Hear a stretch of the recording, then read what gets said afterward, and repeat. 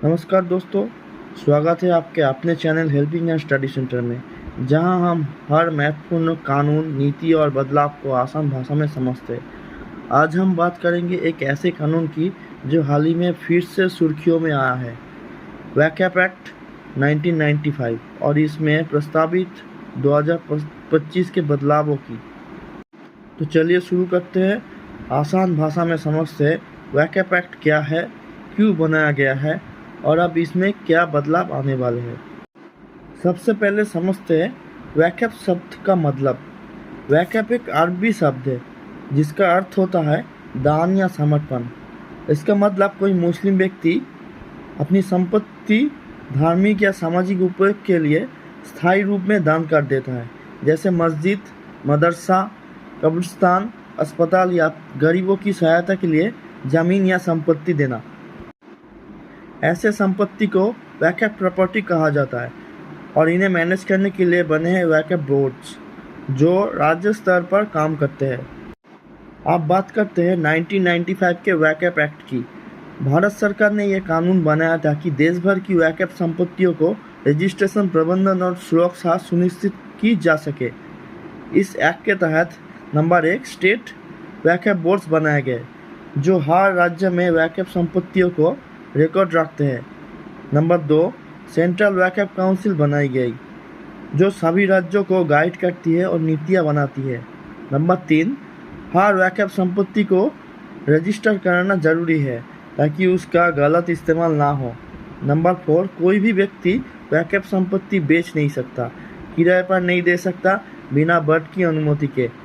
Number 5 अगर किसी संपत्ति को लेकर विवाद होता है तो उसके लिए वैकअप ट्राइब्यूनल का गठन किया गया। ये कानून मुस्लिम समाज की संपत्तियों की रक्षा और पारदर्शिता बनाए रखने के लिए बनाया गया था। अब आते हैं सबसे जरूरी हिस्से पर, क्यों ये एक्ट 2025 में फिर चर्चा में है। दरअसल केंद्र सरकार ने हाल ही में वैकअप अमेंडमेंट बिल 2025 का ड्राफ्ट तैयार किया है। इसमें कई अहम बदलावों का प्रस्ताव है ताकि इस कानून को अधिक पारदर्शी, जवाबदेह और निष्पक्ष बनाया जा सके।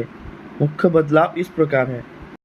नंबर 1 वैकअप संपत्ति घोषित करने से पहले पब्लिक नोटिस देना होगा, यानी आप किसी भी जमीन को वैकअप प्रॉपर्टी घोषित करने से पहले जांच और जनता से आपत्ति मांगी जाएगी। नंबर 2 राज्य सरकार को जांच का अधिकार मिलेगा।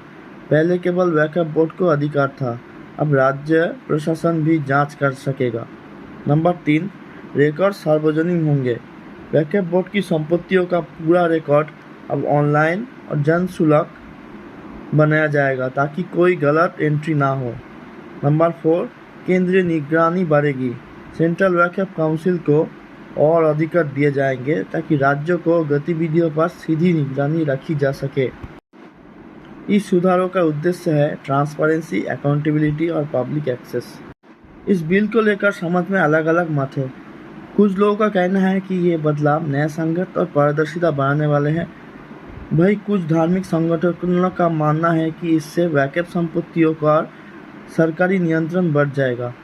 इसलिए यह विषय वर्तमान में राजनीतिक और सामाजिक चर्चा का केंद्र बन चुका है। अब परीक्षा के नजरिए से देखें तो आपसे पूछा जा सकता है वैकअप एक्ट कब लागू हुआ, कौन से बोर्ड वैकअप संपत्तियों को देखरेख करते हैं, 2025 के संशोधन का मुख्य उद्देश्य क्या है। अगर आपको ये जानकारी उपयोगी लगी तो वीडियो को लाइक करें, कमेंट करें और सब्सक्राइब करें आपके channel helping and study centre को, जहां हम हर विषय को आसान भाषा में समझाते हैं।